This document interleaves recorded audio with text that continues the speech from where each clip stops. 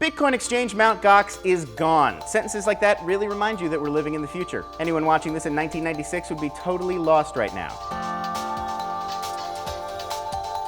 Hey, it's Lon, and the Tokyo-based Mt.Gox, a digital marketplace for bitcoins that was originally founded as a way to trade Magic the Gathering cards, has completely shut down, having already halted withdrawals due to, quote, unusual activity.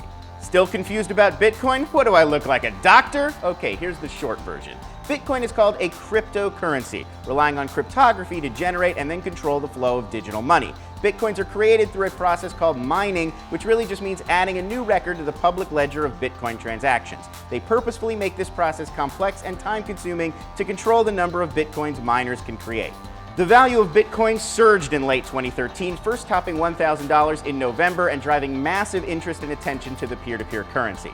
Obviously, there's lots of concern in light of what's happened at Mt.Gox, where individuals have lost hundreds of thousands of dollars or more. Other Bitcoin operators are stressing that the failure is on Mt.Gox's side and does not indicate a core issue with Bitcoin as a currency. Still, Bitcoin's value tumbled close to 23% on Monday night. It currently sits at around $500.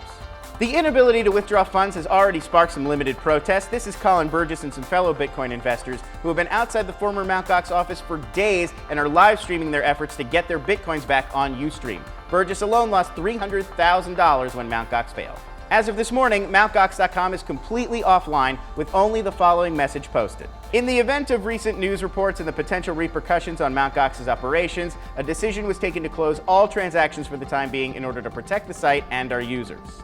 Lots of attention is now on Mt.Gox CEO Mark Karpelès, who told Reuters there will be an announcement coming, quote, soonish, comforting, and calling this a turning point for the business. Burgess on Twitter argues Karpelès may already be in hiding.